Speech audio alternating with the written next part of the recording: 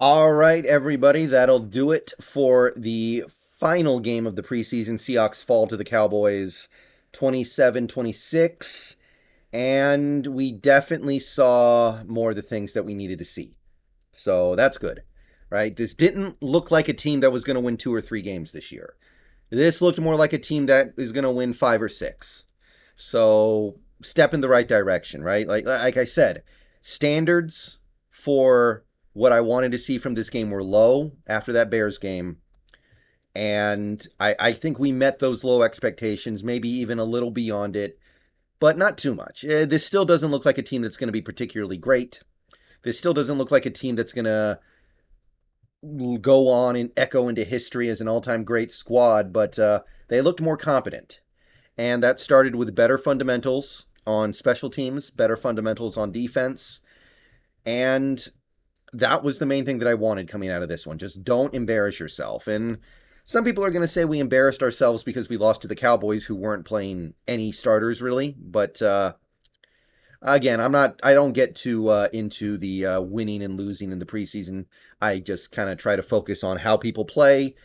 And let's start at the top. Quarterback battle. I think it's over. Drew Lock, 3 interceptions, two not really his fault, but one of them was still a very bad throw, I think, and the other one was just beyond awful. The one to Fuller obviously is completely on Fuller, but look, you know what Pete really cares about. Gino is not turning the ball over, and that's going to get him the job. It doesn't matter that Drew has a better arm. It doesn't matter that he's making more plays. It doesn't matter that he's often more decisive with the ball. It's Gino. It's the Gino show for at least a week. So I don't know what else to say about it. I'm not enthused about it, but I think it's probably fair. I think it's probably warranted. I think that based off what I saw today, Gino, I don't know if he earned the job purely through merit, but Locke didn't take the job. So Gino's the guy. He played okay tonight. He had that one really bad sack that can't happen. That stuff needs to stop. But other than that, I thought he played pretty much fine. He hit Lockett for a couple nice plays. The receivers didn't help him out, just like they didn't help Locke out.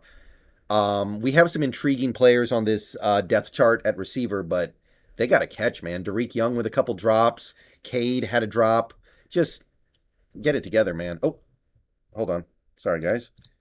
So that's obviously the main focus coming out of this game, the quarterback battle. Personally, there's some stuff here that I care a little bit more about, but Gino's your guy. So beyond that, the offensive line I thought played pretty good. It wasn't amazing. Phil Haynes picked up a couple of penalties. Greg Island picked up a couple penalties. Island doesn't really matter that much. Phil Haynes does though. we uh we had two what was it?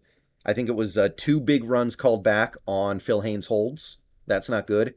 And we did give up the one sack that I really think was Gino's fault more than Cross, but Cross was the one responsible for Williams on that play technically. But overall, I thought the offensive line played good. The offense as a whole, there was some cool stuff like the deep shot touchdown to Penny Hart. There were some other nice plays there when Locke was rolling out, or I think there was maybe one play where Gino was rolling out. It looks pretty good. It looks like something there could be something there. We're still not seeing a lot of usage of tight ends, which look that needs to start becoming a part of this offense. Period. Whoever the quarterback is, one of the key pieces of our Wilson trade was Noah Fant. So bottom line is Noah Fant needs to be part of this, or else why'd you bother trading for him? At that point, just trade for another draft pick. So looking for the tight ends when the regular season starts. Colby did have a nice screen. It was maybe the most successful screen the Seahawks have run in a couple decades. I don't know. I mean, we usually don't run them well, but that was a nice little play. It caught my attention. But on the whole, the tight ends were not a big part of this game, and I'm hoping when the regular season starts, we start to see more positive things there.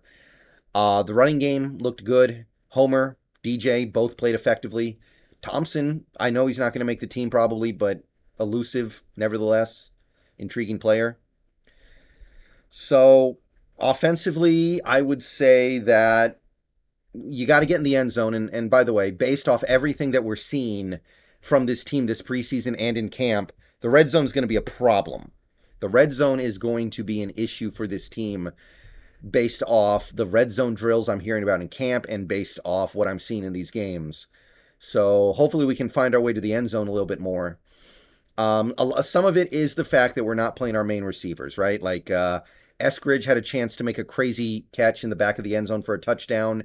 Didn't get his feet down. Wouldn't have been easy, but you got to figure Lockett and Metcalf probably do that, right?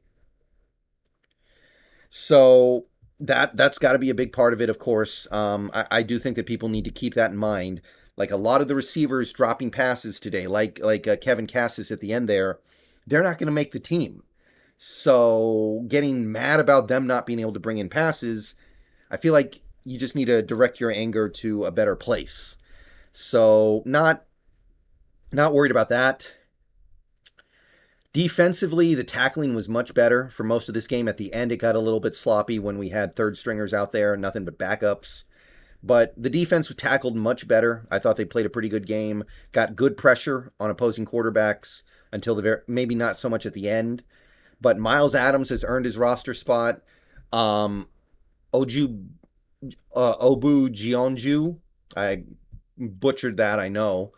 But Joshua Oju Bionju, he looks good. I don't think he can make this team, but he deserves to play somewhere based off how he played in this game. He really impressed me. Alton Robinson, I know he got hurt, which we're really worried about, but I thought he was playing effectively. But I think the star of the show tonight, the star of the show has to be Michael Jackson. Maybe our best player today, made several plays on the ball, constantly involved in coverage, made some good tackles. He deserves to make this team at this point for sure. I think you are going to see him make this 53-man roster. I think you're going to see him play some. So really excited about that. Michael Jackson, kind of a forgotten man in this defensive backfield. So I'm really excited about him. Hopefully he continues this on into the regular season because we saw him play well last year. So Michael Jackson was a bright point to me. I thought Tariq Woolen played pretty well. Kobe got beat a couple times, but I didn't notice anything over the top bad. Dublanco played a better game, but still, there's just not enough there, not enough ability. So he's still almost certainly gone, I think. Vi Jones made a couple nice plays. Tanner Muse getting involved a little bit. Not an amazing game, but he's in the mix for this interior linebacker spot. He's clearly, I think, better than Dublanco at least. So shout out to him for finally showing up in the preseason. Blair played a much cleaner game, not perfect, but much better than it was. So, look, I know we lost. I know there were 5 turnovers. Some of them were, Dakota Shepley snapping the ball like 10 feet in the air. The receivers having passes bounce off their hands, et cetera, et cetera. Just the random stuff that happens when you're playing a bunch of third stringers who don't belong in the NFL, really. So I can't get too upset about it. I like when you're watching the game, you can't help but have kind of a knee-jerk overreaction to the stuff that you see. But I think it's important that after these preseason games to step back for a minute here and make sure that you're not getting too caught up in stuff that ultimately doesn't matter that much. And what matters is with most of our starters not playing, very few starters playing, we tackled better. Special teams was a lot better too. Myers made all his kicks. I think he had every touchback except one. And on the one touchback, we did give up a few yards on the return, but it was much better than last week. So at least we didn't get beat that way. So I'm excited about the special teams improvement. And look, if we play like that against Denver, we're at least not going to get embarrassed. I'm not saying we're going to win. I don't think we will. But at the very least, we're going to look like an NFL team. We're not going to be slipping and sliding off of every single tackle the way we were in the first 2 preseason games, at least. So that's about it. I'm mostly happy with the stuff that I saw. Cade Johnson made some nice plays out there. I don't know if he's earned his roster spot yet, but the way I see it, there's a bit of a battle for that number 5 receiver spot. Penny Hart made some plays today. He even lined up in the backfield once. We saw a couple of fly sweeps, which was exciting. Still not seeing a ton of like the outside zone runs. A lot of stuff just seems like it's A gap, A gap, A gap, A gap, A gap. But I like seeing the fly sweeps. We saw a couple of those. Eskridge had one. Bo Melton had one. Defensively, I did see a couple of reps on the 3-4, which is something I've been looking for this preseason. Haven't seen a lot of. So seeing that 3-4 look was exciting. But realistically, it's hard for us to play those sets, I think, because without Jordan Brooks, we can't really get enough interior linebackers out there that are good to field the two inside linebacker look. And yeah, preseason is over. The stream was a blast. We absolutely crushed it. We did awesome stuff in the stream, and we will be doing this again in a month or so. And hey, we looked like a real NFL team. We did. Not great. Not everything is perfect, but at least we looked like a team that isn't going to completely embarrass ourselves every single time we go out there. We look like a team that can at least play football.